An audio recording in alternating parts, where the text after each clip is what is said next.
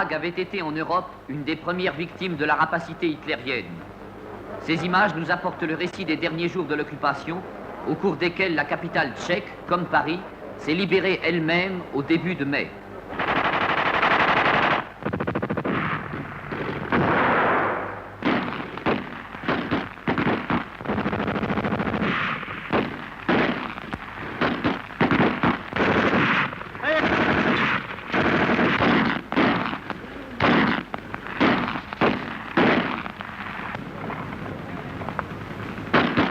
Dans tous les pays du monde, sauf en Allemagne, les pavés sont sortis du sol pour devenir les barricades de la liberté. À Prague, comme partout, on a jeté au ruisseau les archives de la Gestapo et jeté au feu la croix gammée. Советские танкисты ринулись на юг. Это был последний танковый рейд в Европейской войне. Путь наших танкистов преграждала группировка противника, продолжавшее сопротивление. Прямо с марша наши танки вступили в бой.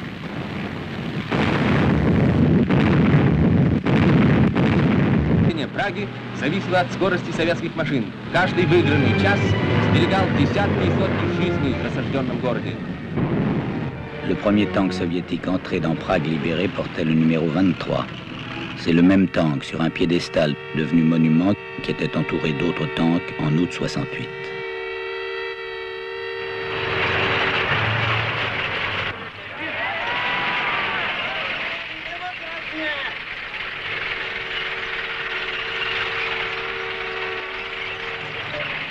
Sur un mur de Bratislava, Lénine, réveille-toi, Brejnev déconne complètement. Les radios clandestines fonctionnent. Mais l'appel radio le plus important de la journée du 21 août, c'est celui qui convoque les délégués du 14e congrès du PC tchécoslovaque. Les délégués sont pris en charge dans des relais qui les dirigent sur une usine de la banlieue ouvrière où aura lieu le congrès. Les plus reconnaissables sont planqués dans des camions ou des ambulances. Une caméra clandestine a conservé l'image de ce congrès clandestin. Il faut le répéter, ce qu'on voit là, ce n'est pas une manifestation improvisée d'opposants, même majoritaires. C'est l'expression légale du Parti communiste tchécoslovaque. Un congrès prévu par le comité central dès le 1er juin. Des délégués élus régulièrement au cours des mois de juin et de juillet, et en dépit du changement de date brusqué par l'invasion, 1182 délégués sont présents. C'est-à-dire les 3/4 de l'ensemble des délégués, c'est-à-dire que statutairement, le congrès est à ce moment-là le seul organe habilité à diriger le parti. Premier orateur, Vatsulik. Une première réalité, dit-il. L'occupation de notre République par des troupes alliées déclenchées à l'insu du président de la République, du gouvernement, de l'Assemblée et du comité central. Seconde réalité, la réaction unanime de notre peuple contre l'occupation. Cette réaction unanime est à mon avis le seul signe décisif et impérieux de l'attitude que notre parti se doit d'adopter face à cette réalité. Si nous voulons tenir le langage de nos peuples, nous ne pouvons pas nous exprimer autrement. Nicht mehr mit Sowjetunion. Ano, škoda toho papíru, co jsme dali ve víru. No. My jsme čekali, že... My jsme věřili 20 let, 23 let. A myslím si, že dalších 100 let to už je moc.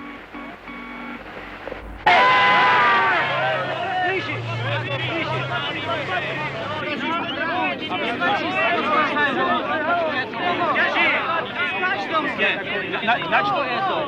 To je nějak. Vrať! Mám! Co vy nám vzali z naší Prahy? Jsi komunista. No, pasmatný. Algunas de las cosas que vamos a expresar aquí, La Havane, 23 août. en algunos casos van a estar en contradicción con las emociones de muchos. En otros casos van a estar en contradicción con nuestros propios intereses. Y en otros van a constituir riesgos serios para nuestro país. A nuestro juicio, la decisión en Checoslovaquia solo se puede explicar desde un punto de vista político y no desde un punto de vista legal. visos de legalidad, no tiene francamente absolutamente ninguno.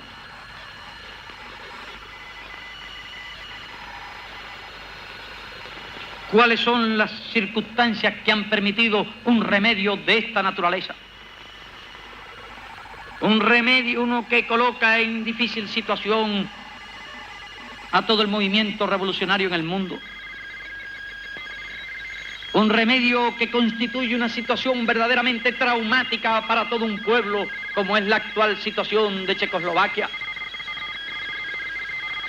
Un remedio que implique que un pueblo entero tenga que pasar por las ingratísimas circunstancias de ver el país ocupado por ejércitos de otros países, aunque sean ejércitos de los países socialistas. La situación en que millones de seres de un país tengan que verse hoy en la trágica circunstancia de elegir y de escoger entre lo que signifique la pasividad frente a esa circunstancia y ese hecho que tanto le recuerda episodios anteriores, o tener que optar por la lucha en camaradería con los espías y agentes pro-yanquis, en camaradería con los enemigos del socialismo, en camaradería con los agentes de Alemania Occidental y de toda esa morralla fascista y reaccionaria que al calor de esta circunstancia tratará de presentarse como abanderada de la soberanía, del patriotismo y de la libertad de Checoslovaquia. Lo esencial que se acepta o no se acepta es si el campo socialista podía permitir o no el desarrollo de una situación política que condujera hacia el desgajamiento de un país socialista y su caída en brazos del imperialismo. Y nuestro punto de vista es que no es permisible y que el campo socialista tiene derecho a impedirlo de una forma o de otra. Le Parti communiste français s'est affirmé contre l'intervention. Et sa position n'a pas changé. Il l'a renouvelée lors de notre 19e congrès. Je peux résumer les raisons de cette position en 3 phrases. En janvier 1968, quand le Parti communiste de Tchécoslovaquie s'est prononcé pour des changements dans la vie économique du pays, pour l'application d'une démocratie socialiste réelle, sans aucunement nous immiscer dans ses affaires intérieures, nous avons considéré que cette position était juste et nous l'avons soutenue. Par la suite, il est évident que dans un pays comme la Tchécoslovaquie, il y a à peine un quart de siècle, qui a des forces qui restent hostiles au socialisme. Il fallait donc lutter contre ces forces. Mais nous avons toujours considéré que le Parti communiste de Tchécoslovaquie, les travailleurs, les démocrates tchécoslovaques, étaient suffisamment forts pour résoudre eux-mêmes ce problème. C'était un congrès où pour la première fois la liste des candidatures n'avait pas été préparée d'avance par l'appareil. C'était un congrès où la salle intervenait et participait. Un délégué pouvait interpeller un orateur. Tu viens de dire nous, mais moi aussi je pourrais dire nous. Nous sommes tous délégués au congrès et c'est à nous tous de nous mettre d'accord. Prendre l'exemple du 17 en octobre 17, c'est un parti où il y avait liberté d'opinion, liberté de fraction, discussion de fraction, où tout cela se produisait en même temps qu'on prenait le pouvoir. Et ce n'est que bien plus tard, après la victoire, qu'on a codifié l'impossibilité de cette lutte interne d'opinion et de cette lutte dans le parti. Mais le parti qui a pris le pouvoir n'est pas le parti dont le modèle ensuite a été imposé à travers le monde entier. C'est un parti qui, aujourd'hui, serait exclu du mouvement ouvrier communiste pour les mêmes raisons qu'on exclut dans le Parti communiste tchèque des hommes et des forces qui ont essayé de reprendre ce combat. Tous les membres du comité central élus par le Congrès seront exclus du parti. Le 14e congrès lui-même sera déclaré nul et non avenu, et Dubček à Moscou devra entériner cette opération d'exorcisme. Aussi, regardez bien ces images. On y voit quelque chose qui n'a jamais existé. Un parti communiste qui, au sortir du stalinisme, se métamorphose et réinvente la démocratie socialiste. Les réactionnaires disaient que c'était impossible. Les soviétiques ont dit la même chose à leur façon. C'est sans doute ça la coexistence pacifique. Émile Zatopek. You must not say any word. I say, oh yes, I need not to say anything, but this morning you leave me from the function, and this evening it will be in broadcast in BBC and in Free Europe and in the Voice of America. It is forbidden for you to say anything. Oh yes, you can forbid me everything, but people will see if I must not come to training, not come to children which I am coaching now.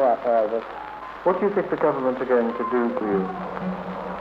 I don't know, but I said that it was a great mistake because maybe sometime or maybe today this government or our new leading, they need to take somebody into prison.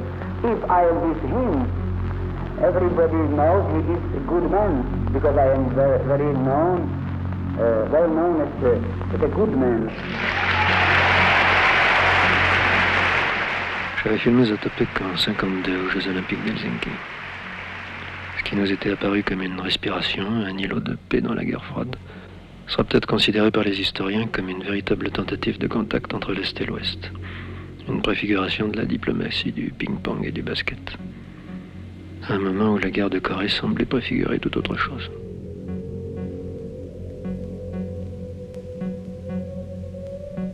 Il y avait à Helsinki une équipe de Corée du Sud.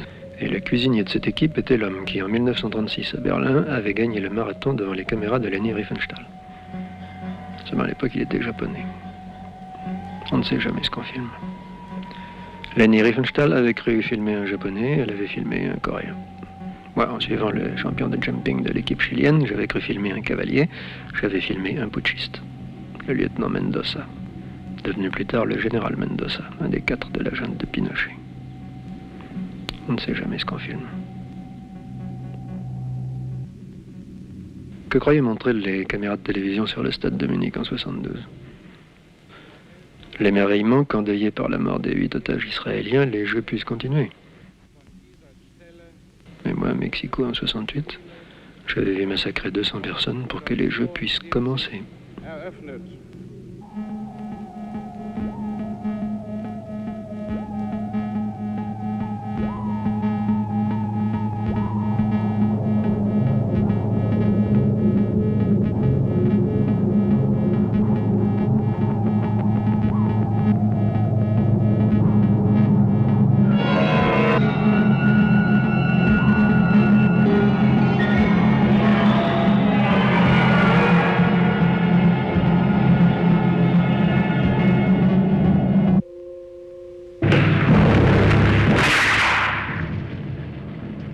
Manifestation d'étudiants, mai 68 à la mexicaine, provocation rapidement menée.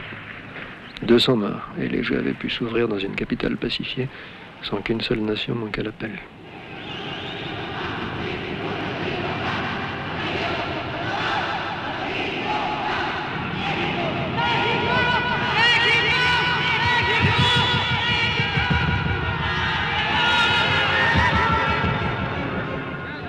Était-ce surtout cela, sur le cauchemar de l'histoire, comme dit l'autre, que pleurait dans le stade de Munich en 1972 Émile Zatopek?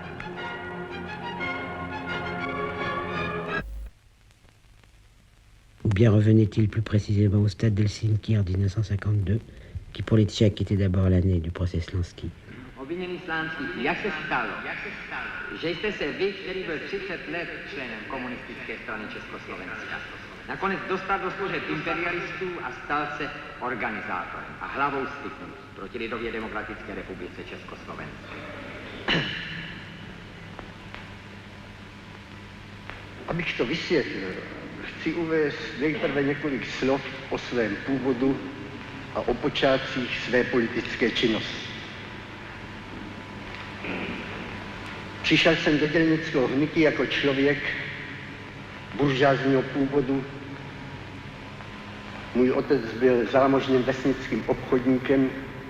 11 condamnations à mort, dont bien entendu Slansky, 3 sauvent leur tête, prison à perpétuité, dont il est précisé que leur temps de détention préventive est déduit. Vavro Haidou, Yehuguin Leubel et Arthur London. Tout d'abord, ce qui m'a frappé, c'est dans les questions qui m'étaient posées et des questions qu'on voulait obtenir par ma défense. Et ces questions étaient identiques à celles que j'avais lues au moment du procès Raï. Et quelques temps après, au procès Kostov. Et par la suite, je me suis rappelé le procès de Moscou. Le procès de Moscou, où on était tous très troublés et peinés de voir des vieux compagnons de Lénine sur les bancs de l'infamie, où on ne comprenait pas. On avait un malaise. Et ces choses me sont revenues. Et je me suis rendu compte que le procès, le drame dont je suis un des participants, est la répétition de ces procès qui ont passé à Moscou et que ça fait partie d'un ensemble qui est une chose inhérente à ce système stalinien depuis les années 30. Maintenant, est-ce que l'étiquette stalinienne n'a pas un danger? C'est d'isoler historiquement le phénomène, c'est-à-dire de le mettre sur le compte d'un ensemble de circonstances historiques, géographiques, psychologiques, que sais-je, d'une époque donnée, d'un pays donné, ou est-ce que c'est un danger permanent contre lequel on doit lutter presque à chaque instant? C'est un danger permanent et il est d'autant plus grand qu'il n'est pas encore, à mon avis, examiné suffisamment à fond. Le stalinisme a été une déformation grave du socialisme, qui a eu des formations, qui a eu des conséquences extrêmement douloureuses pour le peuple soviétique et pour les communistes du monde entier.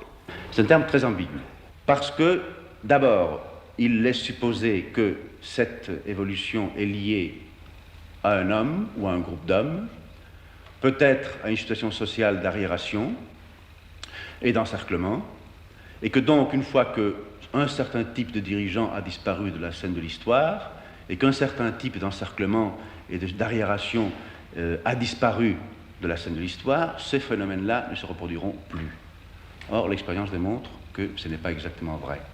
Qu'on peut, et c'est l'exemple de la Tchécoslovaquie, dans des pays, disons, développés, dans des pays avec une classe ouvrière, avec une très longue tradition démocratique et une très longue tradition de lutte de toutes sortes, avec un parti communiste qui avait une véritable existence, qui ne dépendait pas des décrets de l'extérieur ou de l'étranger, on peut quand même arriver à imposer un certain modèle que nous appellerons, pour simplifier, staliniste. Donc, il faut, en plus des raisons, disons, historiques, géographiques et économiques, chercher une raison, à mon avis, supplémentaire et qui, pour employer un terme à la mode, surdéterminerait toutes les autres. Et c'est, à mon avis, dans le mécanisme même de fonctionnement des institutions issues du pouvoir et des institutions du parti qu'il faut chercher ce phénomène de surdétermination. Le Parti communiste français, de 1944 à 1953, a été incontestablement stalinien. Il le reconnaissait, et nous avons tous été staliniens. Et avec lui, des millions de Français qui ont été communistes, donc staliniens, à cette époque. Mais qu'est-ce que c'était que notre stalinisme? Je crois que c'est cela qu'il importe de bien dégager. Le stalinisme, c'était d'abord la pensée que l'Union soviétique était le premier État socialiste et qu'elle défendait, qu'elle construisait le socialisme dans des conditions historiques tout à fait épouvantables. Je pense qu'en effet, il y a des moments de crise, des moments d'action où les choses deviennent facilement noires et blanches et où l'esprit critique peut retarder l'action nécessaire. Mais je pense qu'il ne faut absolument pas faire de ça une norme absolue, parce que l'absence et la destruction de l'esprit critique finit toujours par se retourner contre la cause qu'on défend avec abnégation. Je crois qu'il y a dans la tradition du mouvement ouvrier et communiste une déformation de très longue date qui ramène toutes les comparaisons politiques à des comparaisons militaires. C'est-à-dire qu'il y a pratiquement que le chemin de l'état-major vers les troupes, qui ne sont là que pour exécuter des ordres reçus, des plans élaborés, et qui n'ont absolument pas à intervenir dans la discussion du plan stratégique d'ensemble. On conçoit difficilement une armée se réunir pour voter démocratiquement si tel plan ou tel autre plan de tel état-major doit être appliqué à telle date ou à telle autre date. C'est impensable. Bien pour le bien ou pour le mal, mais c'est impensable. Alors que justement, dans l'action politique, tout ce qui tend à reproduire ce modèle est néfaste pour l'action politique. Car la différence radicale, c'est que justement une action politique de masse ne peut se concevoir que dans une dialectique constante et qui détruit constamment le rapport entre la base et le sommet et qui recrée à chaque instant un nouveau rapport où l'initiative de la base, disons des masses, en politique on lui parlait des armées, doit pousser et faire que les états-majors, à tous les niveaux, syndicaux, politiques, au niveau des conseils, au niveau de la démocratie ouvrière, reçoivent constamment une impulsion nouvelle et retransmettent de nouveau cette impulsion en masse. Staline, disait Mao Tse-tung, s'était laissé prendre au piège de la métaphysique. Ceux qui revenaient de Chine nous disaient qu'on y trouvait le portrait de Staline, mais pas de stalinisme, au contraire de l'URSS. Les plus convaincus ajoutaient que le problème du centralisme démocratique était définitivement résolu.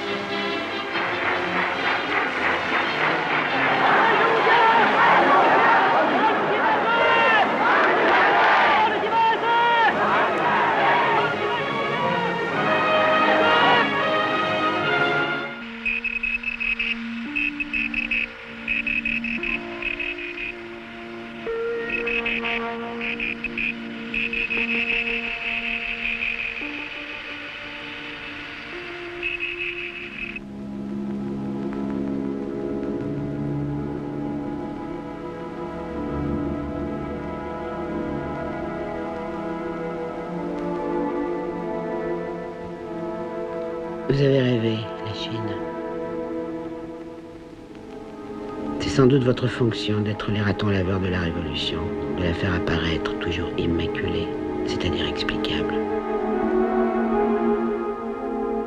Comme tout le reste s'était accompli sans vous, vous trouviez là votre utilité. Expliquer. Tout expliquer. Ça ne vous paraissait sans doute pas suffisant que l'histoire humaine telle qu'elle est, avec ses horreurs et ses souillures, se montre capable d'arracher un pays de 700 millions d'hommes à la misère et à l'esclavage, fût-ce en créant de nouvelles formes de servitude contre lesquelles une autre vague de l'histoire aurait à lutter. Non. Il fallait que tout y trouve son compte tout de suite. La théorie politique, la démocratie, la philosophie et même la littérature et l'art. Les contradictions, on ne peut pas dire que vous les refusiez. Vous faisiez même grand cas de la lutte perpétuelle entre les deux lignes. Mais elle se déchiffrait toujours rétrospectivement et du point de vue du vainqueur.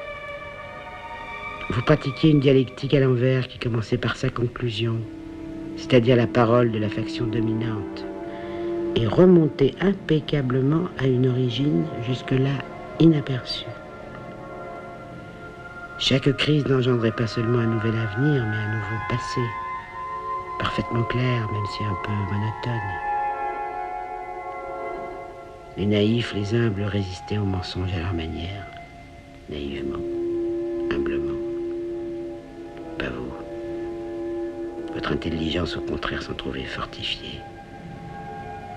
Elle s'affrontait à ce vertige de la bêtise qui la stimule et lui fait éprouver, une fois le vertige surmonté, une fierté d'alpiniste.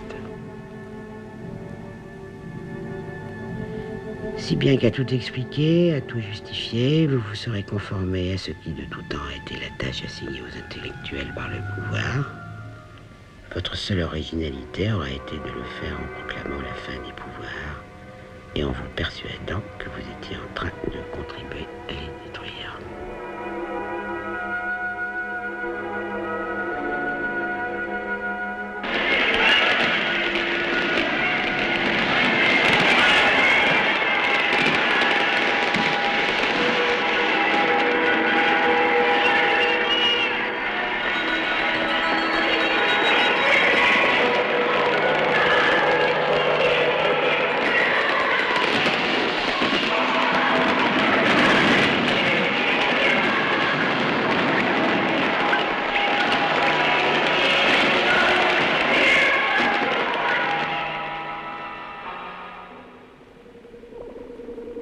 Georges Pompidou, président de la République française, futur mort, converse avec Chen Qing, épouse de Mao Tse-tung, future veuve.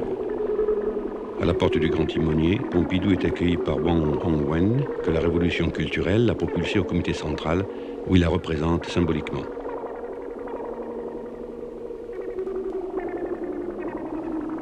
Mao est à cette date le dernier survivant d'une espèce d'homme particulière. Celle qui règne moins par ce qu'elle impose, même si elle impose beaucoup, que par ce qu'elle incarne. Quelque chose qui tient au besoin de croire, au sens du tragique, à la peur du vide et à l'image du Père, qui n'est certainement pas ce qu'il y a de plus réconfortant dans les sédiments de l'esprit humain, mais qui est là, où se forgent les rêves. Seulement, il y a dans cette scène une erreur de distribution. C'est De Gaulle qui devait rencontrer Mao. Du moins, était-ce l'image prévue par l'histoire. Mais l'histoire se fait vieille, elle n'y voit plus bien clair. On la berne facilement. Surtout si l'on est normalien, madré et de plus stimulé par l'ingratitude. Je ne crois pas avoir ce qu'on appelle un avenir politique. J'ai un passé politique. J'aurai, peut-être, si Dieu le veut, un destin national.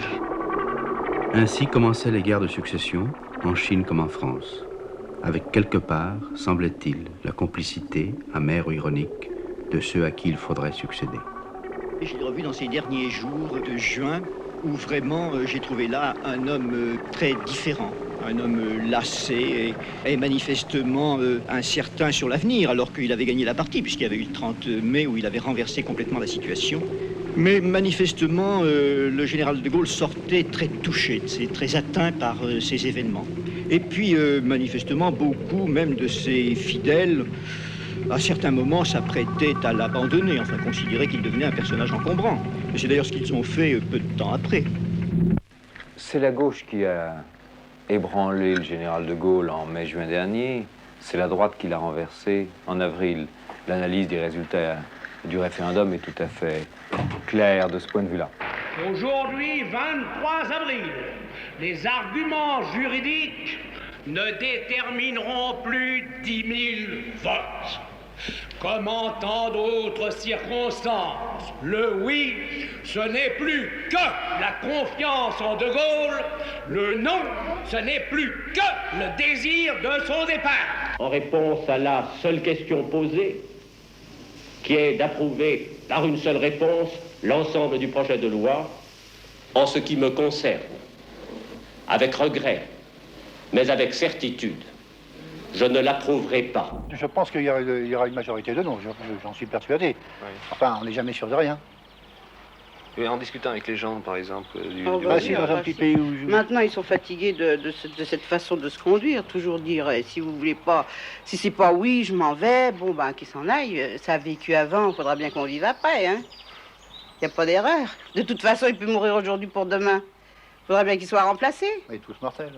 Mon mari, moi, il a manqué de mourir en moins de 5 minutes. Alors, j'allais pas mourir avec lui, ni me suicider. C'est comme ça qu'il faut vivre, hein. Eh bien, monsieur Mitterrand, je voulais vous demander ceci. Jusqu'à la fin de la crise de mai 68, vous avez cherché à vous poser devant l'opinion publique comme l'homme de la relève du régime gaulliste. Appuyé sur quelle force? À quel titre? Vous présentez-vous aujourd'hui devant l'opinion publique? À quel titre prenez-vous part à la campagne électorale pour le référendum? François Mitterrand. Je me permets de vous indiquer d'abord que je me présente ici en titre d'invité de Radio Luxembourg, enfin ma connaissance. Non, mais je vais répondre à votre question quand même. Non, je crois qu'elle ne se posait pas exactement dans les termes où l'a posé Brossine. Je crois qu'il voulait simplement vous demander si vous étiez candidat à la présidence de la République. Déjà, on en est là. Ça vous paraît possible, un gouvernement d'union de la gauche, par exemple? Ça devrait être possible. Si tout le monde met de la bonne volonté. S'il vous plaît, messieurs. Monsieur François Mitterrand a la parole pour conclure, et il est maintenant 19h57. Je vous demande instamment de ne plus l'interrompre du tout. Merci. J'ai dit moi-même qu'il n'y avait pas, je l'ai dit, dans des circonstances publiques et récentes. Donc je n'improvise pas pour vous répondre ce soir. Qu'il ne me paraissait absurde d'imaginer que dans notre pays français, car il peut y avoir un modèle français du socialisme, on puisse songer à partir de l'appropriation collective des grands moyens de production et d'échange à réduire l'agriculture française à l'état de kolkhoz, que l'on puisse songer à nationaliser, à collectiviser l'ensemble des initiatives françaises. Je l'ai toujours dit. J'ai toujours dit qu'il fallait associer les lois du plan et les lois du marché, ce qui suppose même dans un vaste secteur de l'économie les lois du profit. Je pense même qu'au niveau de ce qui est appropriation collective, on devrait aussi avoir une meilleure conscience des lois du profit. Donc ne me faites pas dire ce que je ne dis pas. Ce n'est pas après 50 ans d'expériences socialistes diverses que nous allons recommencer à faire tous les chemins d'erreur, sans doute indispensables ou inévitables, qui ont été accomplis avant nous. Il s'agit d'en retenir ce qu'il y a de bon. Non, 53%. Oui, 47%. Peu après minuit, le général de Gaulle, dans un communiqué de 3 lignes, annonce sa démission.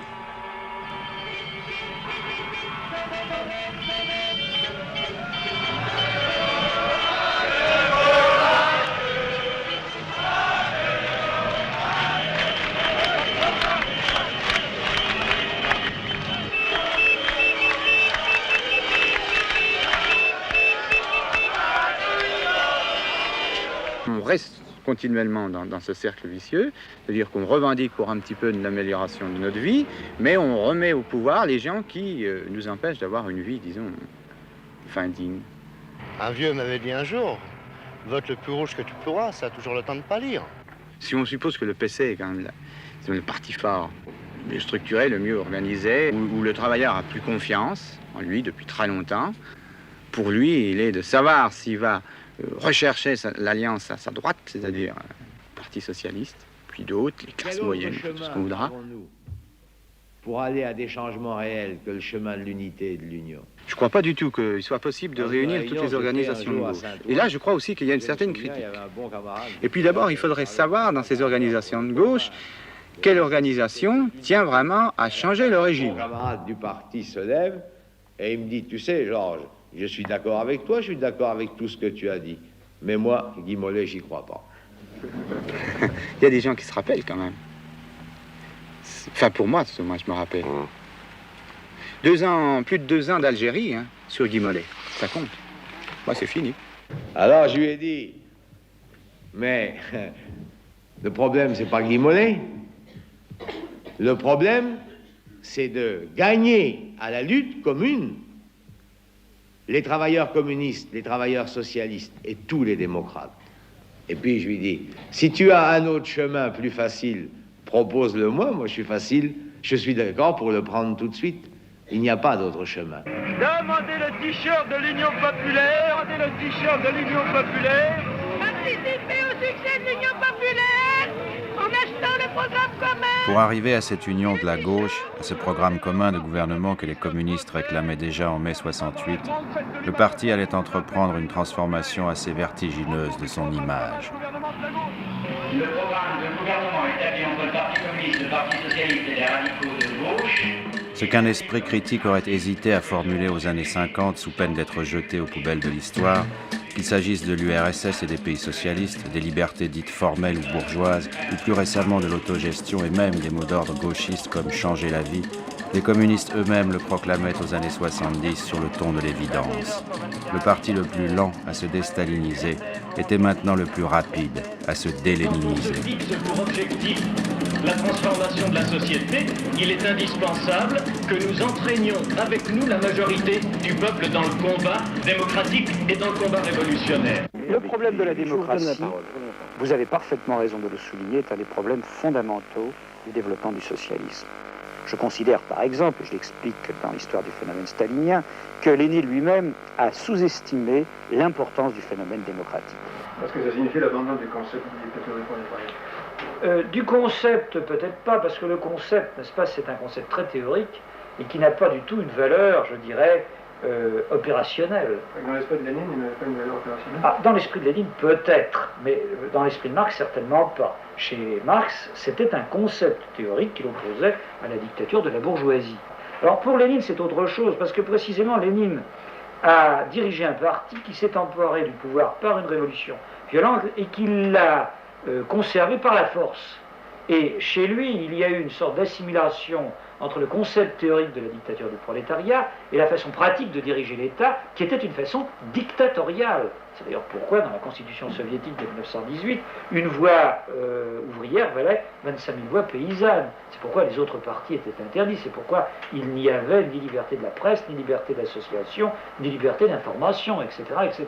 Et je crois que de ce point de vue, il y a eu un glissement théorique qui est finalement dommageable, parce que ça a occulté la réalité du développement démocratique nécessaire aux socialistes dans des pays comme le nôtre. Ce qui compte et ce qui est essentiel, c'est notre conception de la liberté qui fait que nous sommes capables de nous accepter différents, sans sectarisme, animés uniquement par le seul souci de libérer les hommes de leur exploitation. On pourrait dire qu'après le monopole de l'orthodoxie, le Parti communiste prétend un monopole de l'hétérodoxie. Autrement dit, la seule bonne critique du stalinisme, c'est celle que peut faire le PC. Nécessairement, nous heurtons, non pas au sens du combat, mais nous heurtons à d'autres travaux, et je crois que nécessairement il y a débat et discussion dès lors que nous travaillons sur le même terrain et à partir d'un certain nombre de problématiques semblables. Et il n'y a pas du tout d'obstacle à ce que ces confrontations s'approfondissent et s'enrichissent. Autre chose étant, le problème de la ligne politique. Je crois que c'est la confusion qu'on fait très souvent et que les communistes ont très souvent fait, que certains d'entre eux continuent à faire, c'est nous confondons, on confond à l'extérieur du PC et nous confondons parfois à l'intérieur du PC ce qui appartient au domaine de la ligne politique et ce qui appartient au domaine du débat et de la recherche, de la recherche marxiste et de la discussion. Je crois que ça se situe à des niveaux différents. Il est arrivé à la porte des boîtes que la différence de niveau se fasse sentir assez rudement. Il n'y a pas pour nous deux autres méthodes de combat que le front unique ouvrier, que l'unité par-dessus les querelles de clocher, que l'unité de tous les travailleurs et de leurs organisations pour faire aboutir nos revendications, pour mettre en bas l'État bourgeois, l'État policier. Ils sont couverts par les petits camarades, ne tombez pas dans le pied. Camarades de la régie, souvent porte votre entreprise, vous avez eu l'occasion d'assister à des choses de ce genre, que pour notre part nous déplorons, mais en disant clairement et nettement que nous ne mettons pas pavillon devant le stalinisme, qu'effectivement nous défendrons notre ligne politique, parce que nous avons conscience de défendre les acquis des travailleurs, parce que nous avons conscience de défendre l'intégrité et la totalité du Parti ouvrier révolutionnaire, de défendre les acquis de la révolution bolchevique de 17, que le stalinisme, que la bureaucratie s'est déclaré.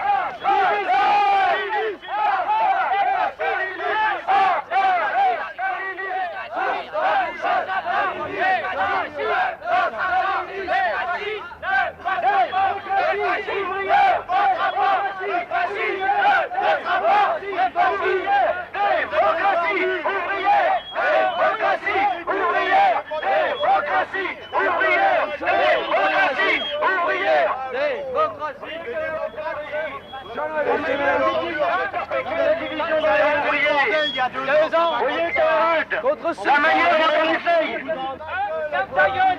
par-dessus toutes les querelles, par-dessus toutes les provocations.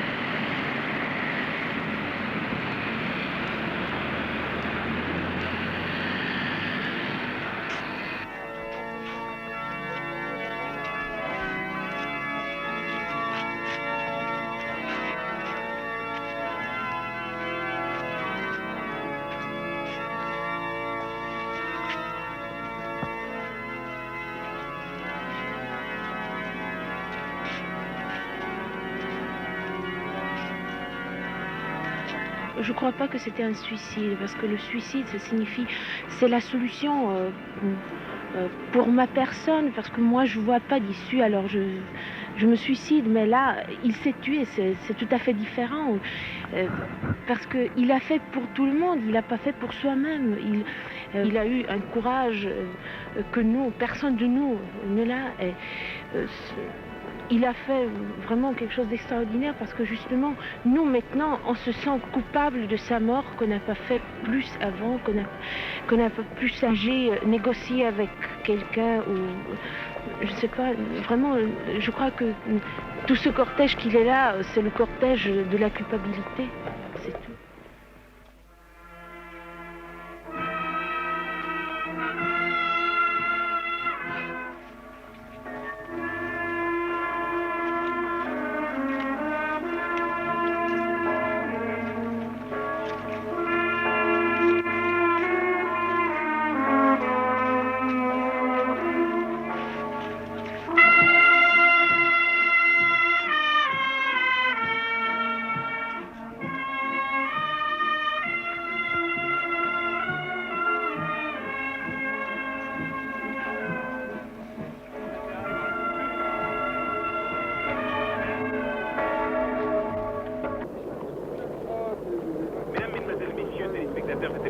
De France, je vous salue de Persépolis.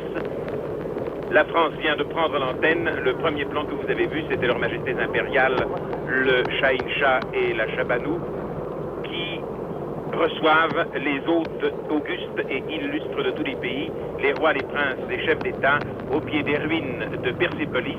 Persépolis, la Versailles antique. Quelle image! La Shabanou d'Iran et M. Podgorny, président de la République du RSS, et le maréchal Tito et Madame Tito et tous les chefs d'État, beaucoup de chefs d'État d'à peu près tous les pays du monde. Jamais il n'y a eu, je crois, autant de têtes couronnées, jamais autant de chefs d'État réunis, tandis que deux héros, H-E-R-A-U-D-S, viennent d'annoncer à leur souverain le début de la cérémonie. Les héros viennent donc annoncer à Sa Majesté impériale le Shahin Shah, Ariamer, c'est-à-dire lumière des Ariens, que les fêtes sont prêtes. Roi des rois, lumière des Ariens. C'est ainsi que commencent également les déclarations d'allégeance que la police iranienne essaie de faire signer aux familles des condamnés en échange de la clémence du souverain, qu'on voit ici revêtu de son gilet pare-balles.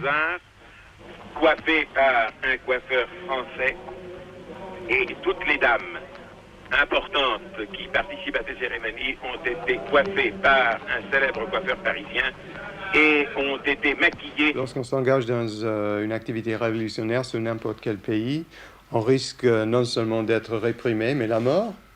Et lorsqu'on se sent révolutionnaire, on doit savoir que, même si ce n'est pas une pensée très gaie, que n'importe quel jour, on pourrait se trouver...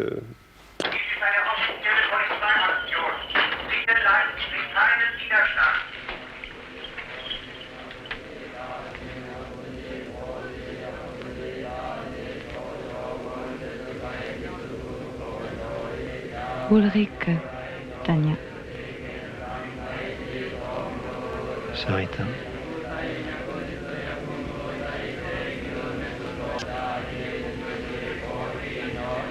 Nguyễn Nhân Thoại. Javier Heró.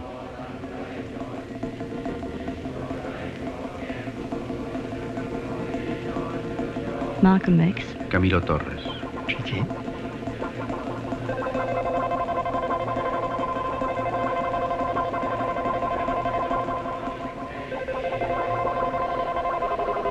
Víctor Jara.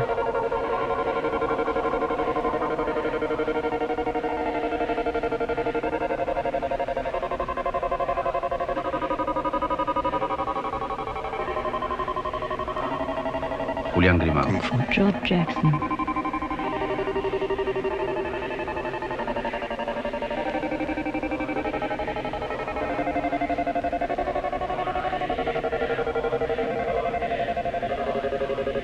Carlos Marighella.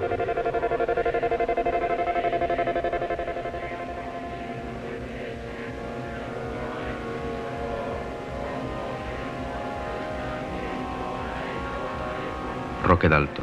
Pierre Vernet.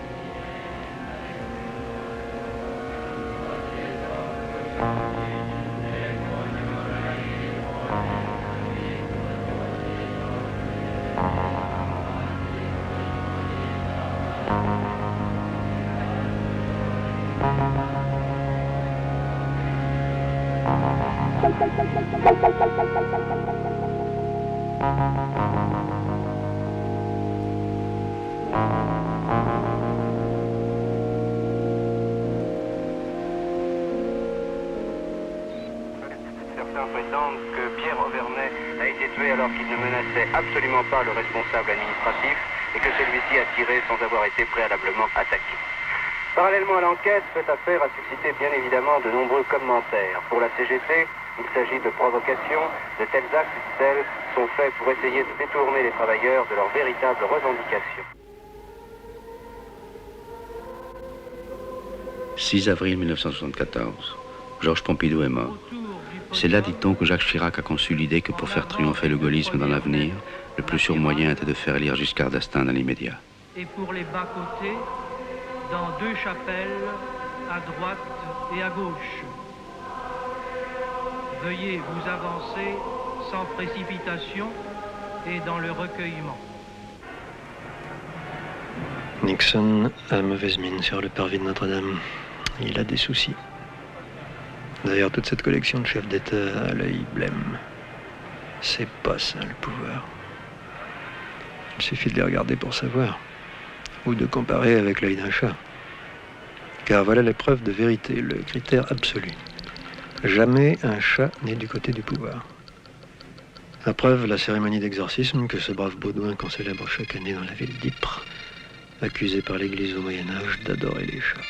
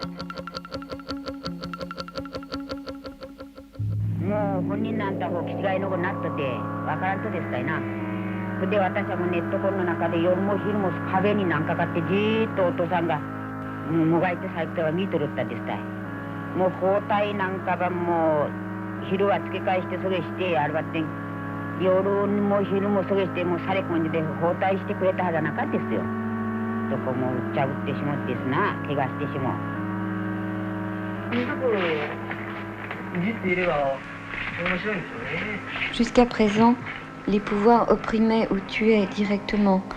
Maintenant, la mort et la démence peuvent être un simple sous-produit de leur activité.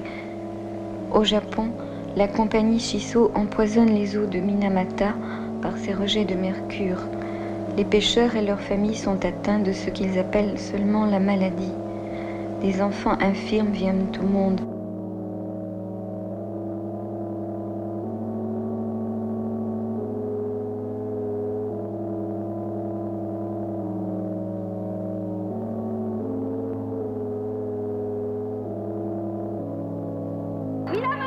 Partout, la lutte contre les pouvoirs sous ses formes organisées et traditionnelles a rencontré l'échec, la répression ou le désarroi. Alors d'autres formes d'action apparaissent, plus directes, plus locales, nées d'une situation concrète.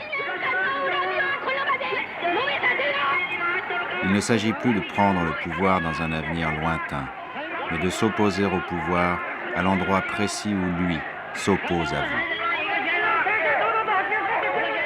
À Minamata, les habitants se cotisent pour acheter les actions de la Shiso. Et quand l'Assemblée des actionnaires se tient à Osaka, ils sont là pour attaquer.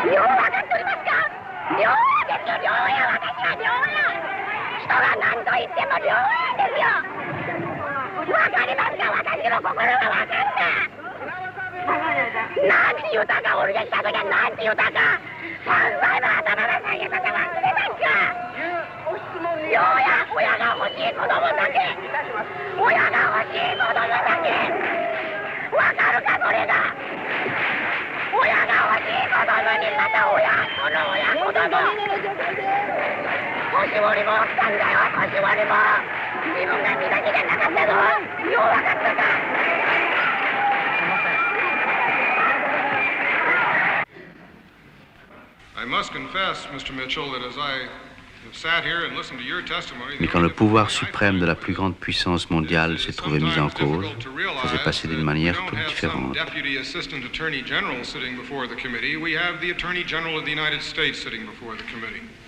Now, on the 27th of January, 1972, Gordon Liddy presented a plan in your office, and that plan, complete with visual aids, included elaborate charts of electronic surveillance and breaking and entering and prostitution and kidnapping and mugging. For many years, it was very simple. The blacks were bad and the whites were good. The Indians were bad and the white man was good. The guy with the black hat in a Western was bad and the man with the white hat was good. We had very simple signposts. Now we're in a difficult position where we're not sure that the people who are doing the punishing are any better than the people that they're supposed to punish. And I think that ambiguity is... It's engendering a lot of anxiety, I think, in the American people. Pas une seule manifestation sur le territoire des États-Unis, pas une seule intervention populaire, spontanée ou organisée. La plus gigantesque faille dans un pouvoir contesté en permanence aux années 60 par le mouvement n'a été exploitée par personne. Tout s'est passé devant la télévision.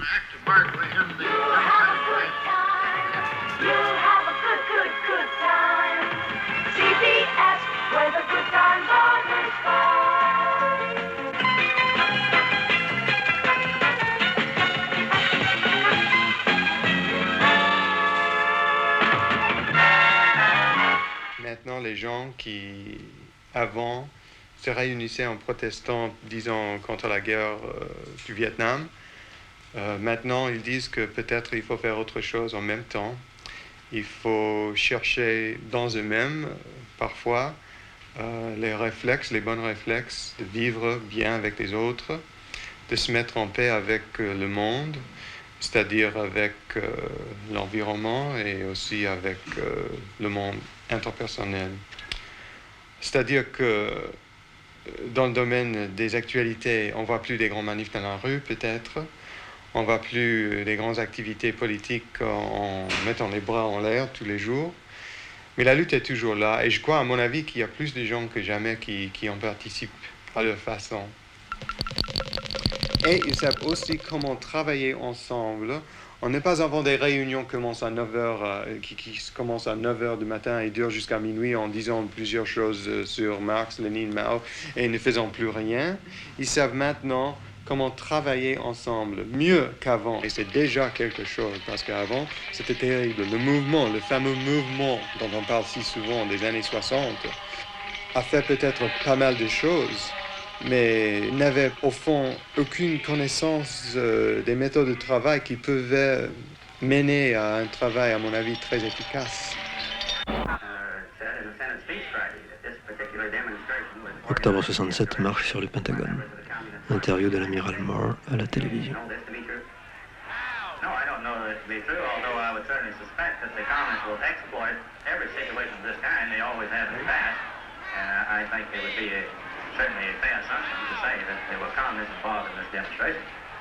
À lire ce tournage, on repère assez bien le genre de tour que nous jouent les pouvoirs. Le cordon de troupes était pratiquement infranchissable pour des manifestants désarmés. Derrière nous, les bâtiments du Pentagone, désignés comme but d'une action directe par les tracts des organisateurs. Et à l'heure prévue pour cette action, surprise, plus un seul soldat, plus une seule baïonnette, plus un seul bidon de ce redoutable mace anti-émeute qui vous brûle les yeux et la gorge. Seulement quelques policiers tout de suite débordés par la masse des manifestants qui hurlent sa joie d'avoir franchi une frontière que personne ne leur disputait plus.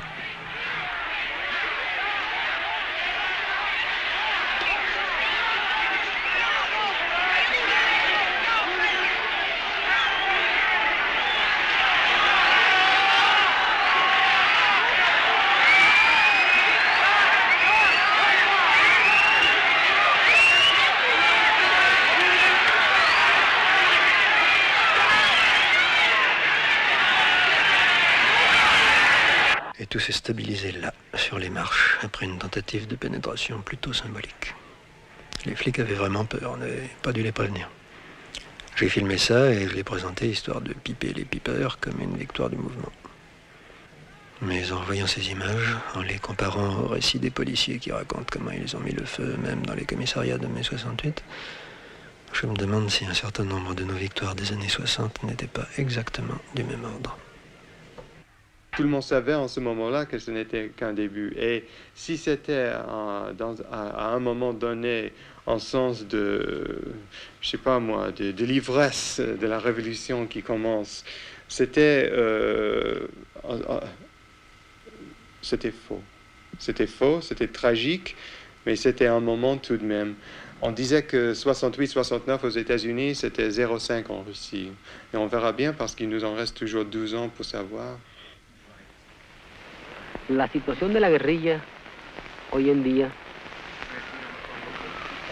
podemos catalogarla de cierta recuperación en relación al duro y largo proceso de crisis, de dificultades que vivió en los últimos años. En 70, Douglas Bravo tient la montagne depuis 8 ans. Aujourd'hui, ça fait 15 ans. Il n'a plus de soutien ni des Cubains, ni de personne. Diremos que esa crisis tiene sus orígenes principalmente en que en los primeros años, cuando estalló la guerra, el movimiento aplicó una táctica que podemos llamar insurreccionalista, es decir, querer hacer la revolución en Venezuela al estilo de la revolución rusa, de asaltar el poder en 3 o 4 o 5 días en las ciudades principales. Posteriormente, el movimiento revolucionario venezolano cayó en otro grave error y podríamos hasta decir que en menor grado que en otros países de América Latina, pero aún cayó en ese error, que fue el de aplicar una concepción que podemos llamar foquista, una concepción que expone el filósofo y periodista Regis Debray en su libro Révolution en Révolution.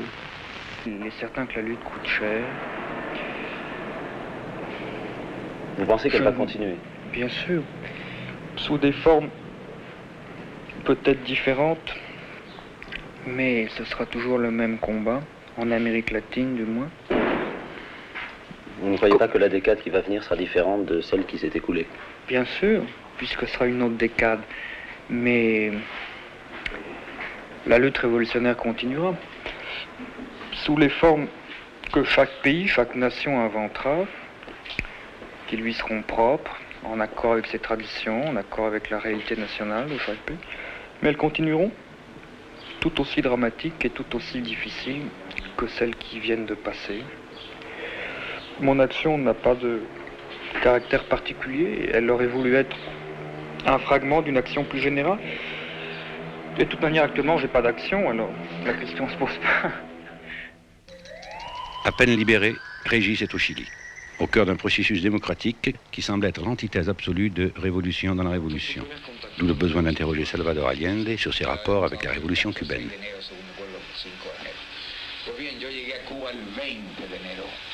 Y llegué en un momento muy curioso. Esa tarde había un desfile. Ese desfile estaba encabezado por 200 policías de Miami. Y iba en un auto abierto el alcalde de Miami y no sé si sería el alcalde de La Habana. Entonces yo al día siguiente pensé tomar el avión y regresarme a Chile cuando me encontré con Carlos Rafael Rodríguez. Y me dijo, ¿qué estás haciendo acá? Le dije, vine a ver esta revolución, pero como no hay esta revolución me voy. Entonces me dijo, cometes un error, Salvador. Quédate aquí, conversa con los dirigentes. Y él me conectó con Raúl Castro y después inmediatamente fui a ver a Fidel. Institucionalizará. Salimos a un salón. En ese salón había guasiro jugando ajedrez, tendidos en el suelo, metralletas y todo. Y tengo una foto por ahí que no está aquí, en que salgo en la única parte que podíamos estar, una especie de chimenea, ¿no? Y ahí al lado había un pedazo libre y ahí estamos Fidel y yo conversando. Desde el primer momento me impresionó esa inteligencia desbordante, esa cosa increíble, arrolladora, porque es una especie de catarata humana.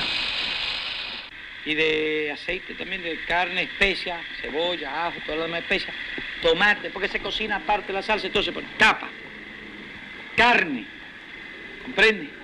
Arriba, crema de bechamel. Ici, Fidel enseigne les secrets de la cuisine italienne à l'éditeur italien Feltrinelli. Salsa, con carne, crema de bechamel, 5 pisos. Media hora al horno a una temperatura adecuada. Y espérese, se me olvidó una cosa. Encima de la crema de bechamel, queso.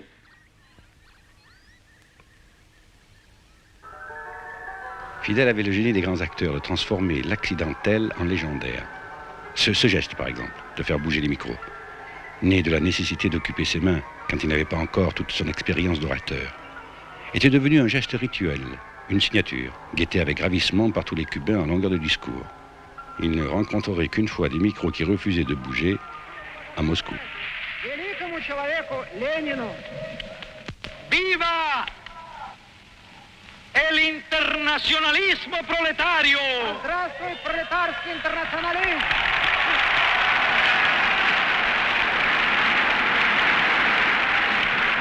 ¡Viva la amistad entre los pueblos soviéticos y el pueblo cubano! Дружба между кубинским и советским народами!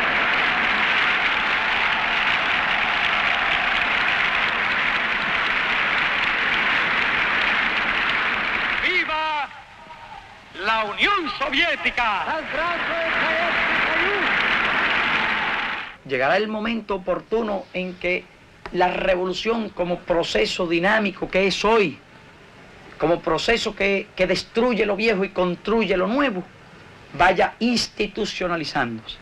Ni nosotros somos eternos, ni el minuto que vive la revolución es eterna. Es decir, que llegará un momento en que todo el nuevo orden que la revolución crea vaya adquiriendo carácter institucional y que esa democracia esencial y real vaya creando también formas nuevas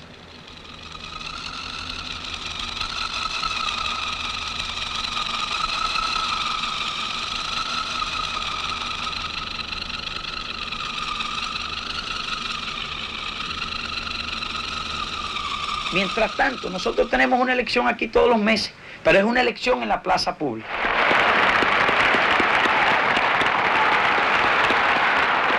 Aquí podríamos preguntar también si alguien está en contra.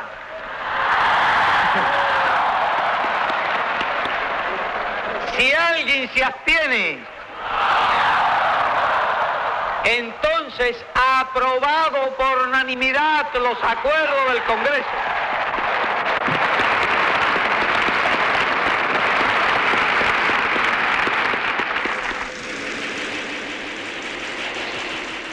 « 1975, année de l'institutionnalisation. Premier congrès du Parti communiste cubain.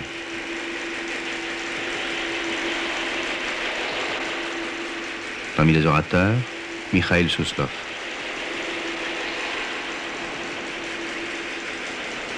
Janos Kadar. Le général Diab.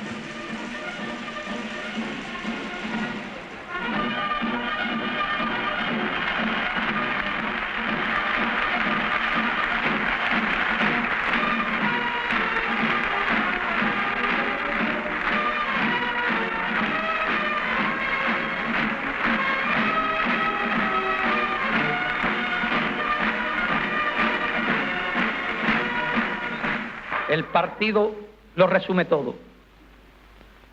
En él se sintetizan los sueños de todos los revolucionarios a lo largo de nuestra historia. En él se concretan las ideas, los principios y la fuerza de la revolución.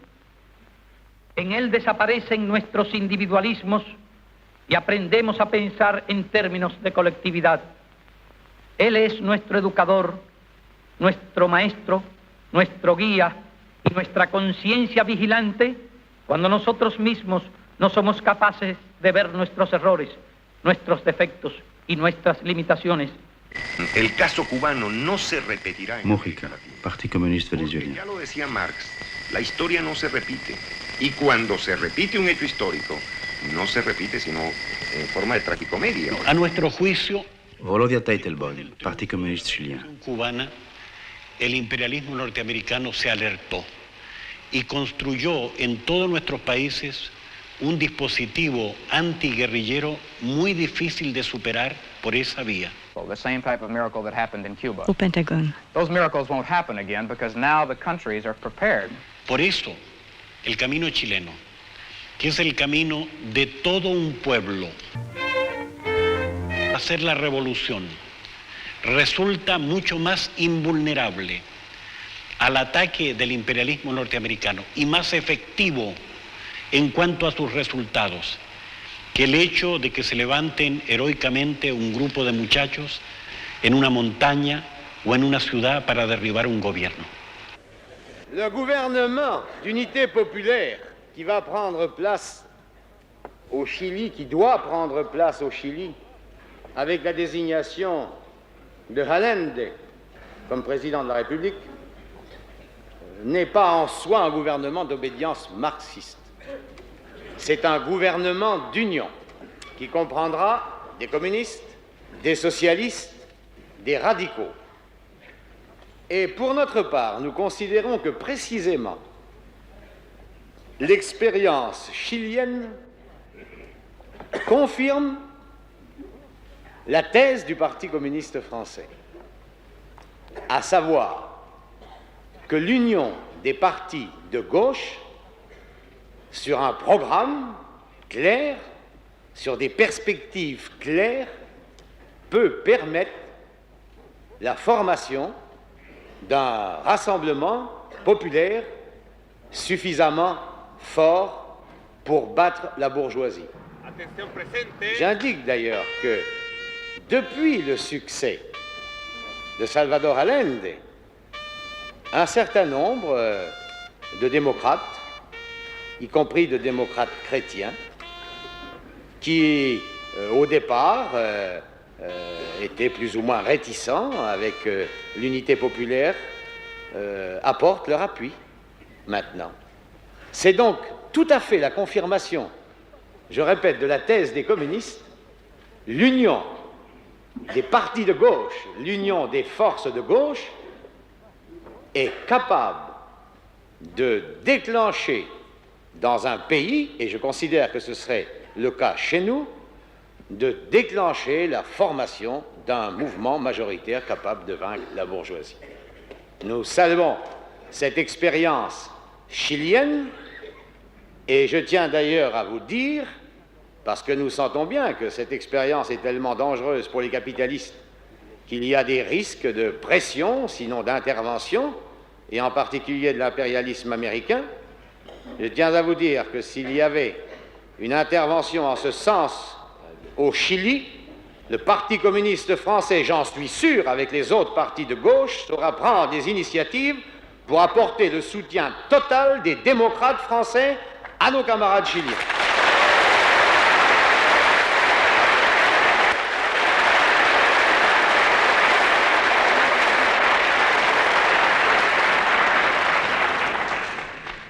Santiago 1972. Le président Allende face aux ouvriers de l'entreprise étatisée Sumar. Lo bueno y lo malo. Y ahora voy a hacer lo mismo porque aquí hay una serie de periodistas, y me alegro mucho que haya, nacionales y extranjeros, que se queden, sobre todo los periodistas extranjeros, para que informen en su patria y digan que en este país hay una auténtica democracia, que no las hay en otros países que hablan de tanto de democracia.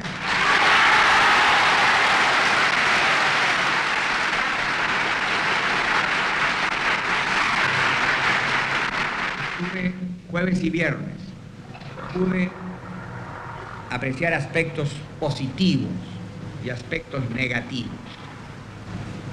Aspectos negativos. Aquí no hay participación directa de los trabajadores. Grave error. Hay que subsanarlo.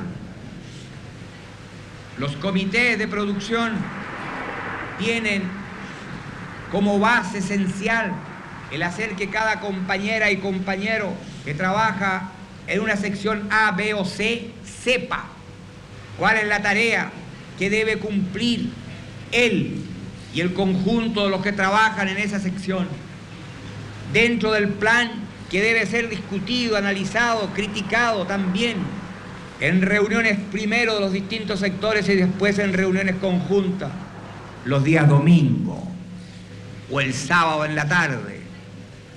¿Oyeron bien, ah?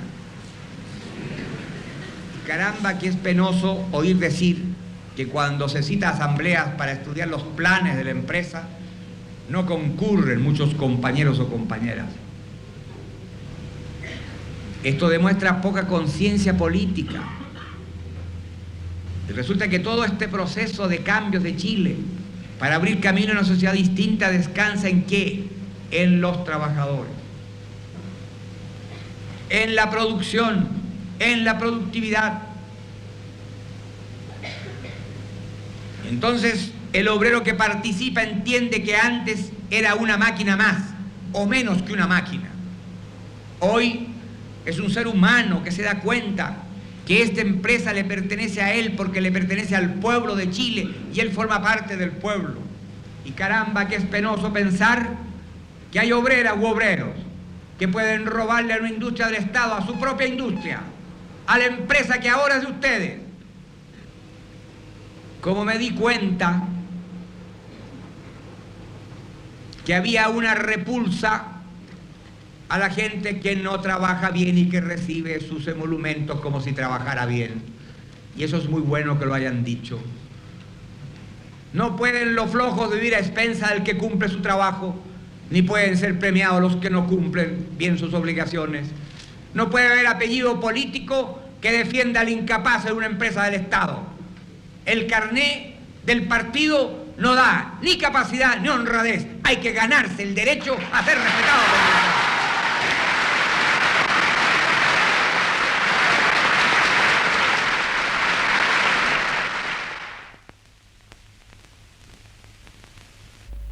Aquí los compañeros han planteado con mucha insistencia la nivelación.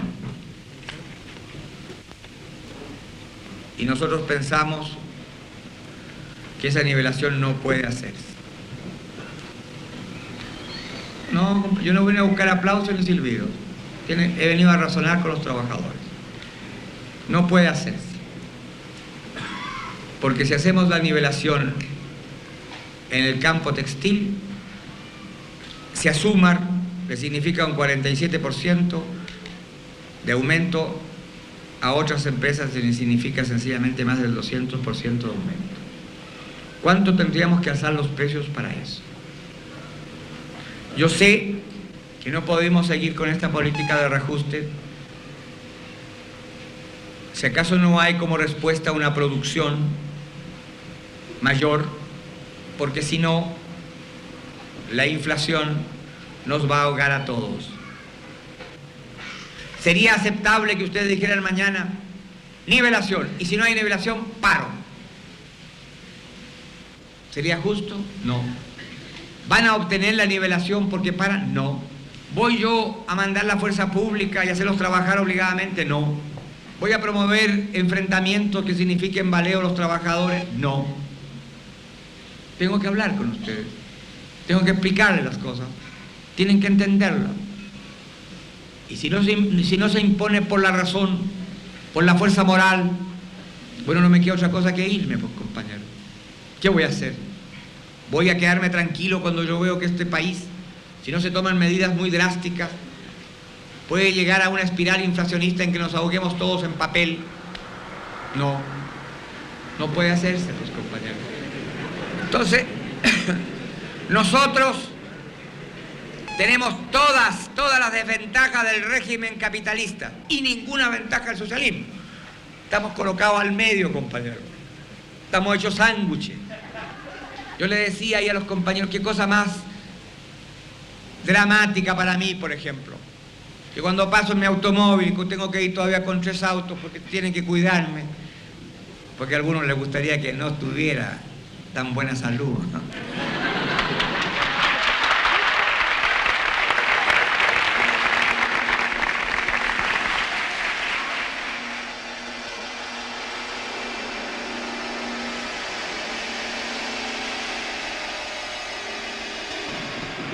No vengo a decir un discurso, vengo sencillamente a decirle a este pueblo solidario y fraterno cómo fueron las horas que vivimos en el Palacio de la Moneda la mañana del 11 de septiembre.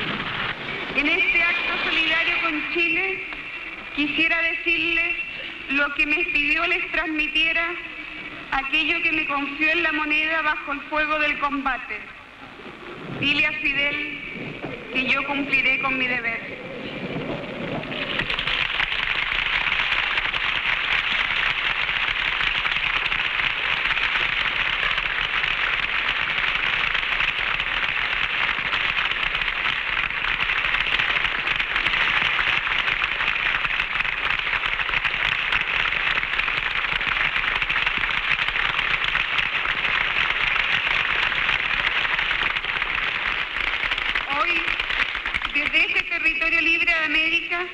Podemos decirle al compañero presidente, tu pueblo no claudicará, tu pueblo no plegará la bandera de la revolución. La lucha a muerte contra el fascismo ha comenzado y terminará el día en que tengamos el Chile libre, soberano, socialista, por el que combatiste y entregaste tu vida.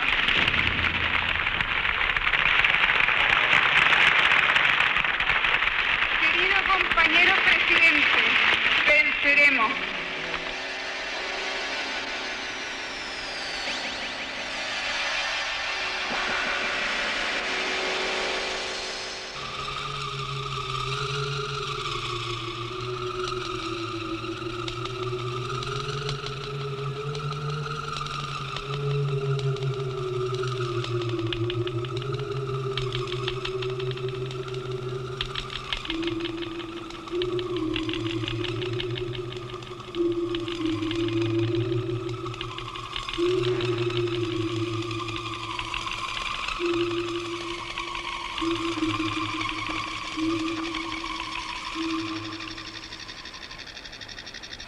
Dos personas me han impresionado por algo que no he encontrado en otros, su mirada.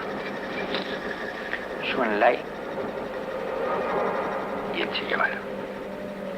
En ambos había una fuerza interior. En ambos había firmeza, en ambos había ironía.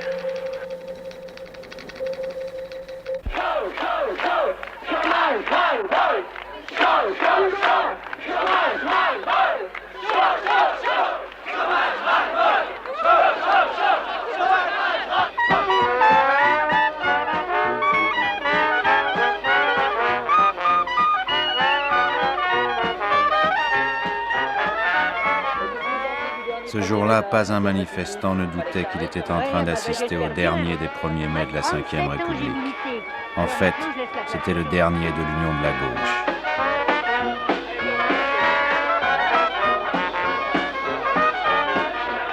Un an plus tard, un cortège sans joie suivrait le même itinéraire, encore sous le choc d'une élection perdue. 4 ans plus tard, ce serait tout aussi inattendu, la victoire. Et d'autres défaites et d'autres victoires. Mais le cortège ne serait jamais plus le même. Et tout autour, les choses ne seraient jamais plus les mêmes.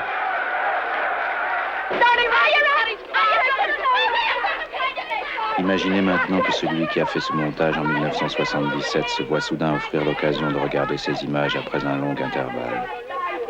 Ce pourrait être par exemple 1993, 15 ans après, l'espace d'une jeunesse. L'âge qu'avaient beaucoup de héros de cette année légendaire, 1968.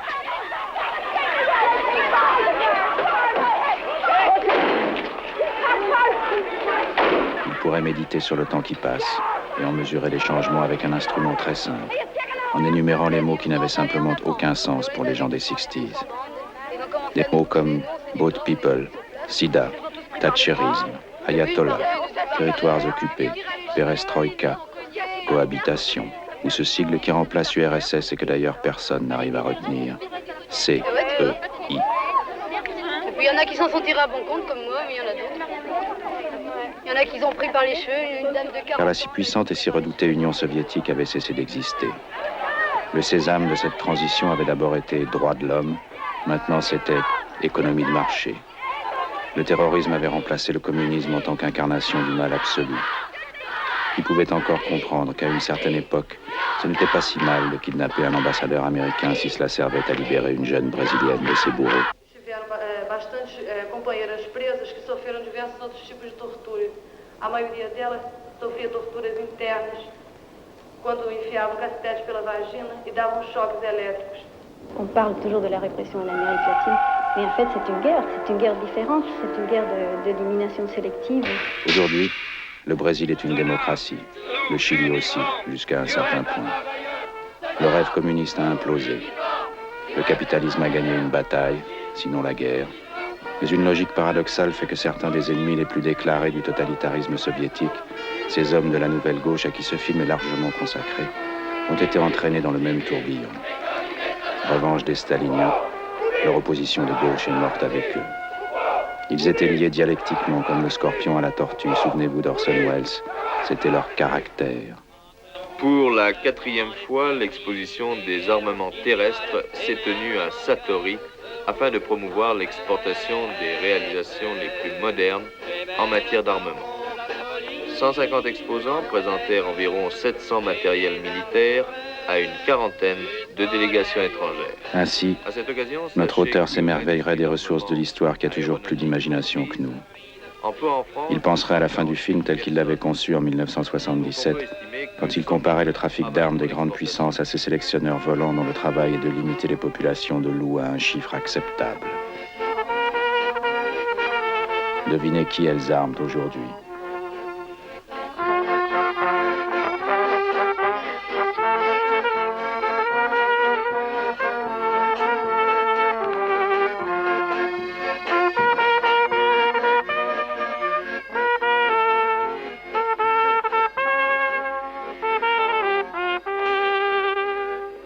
Une pensée consolante cependant. 15 ans après, il y avait toujours des loups.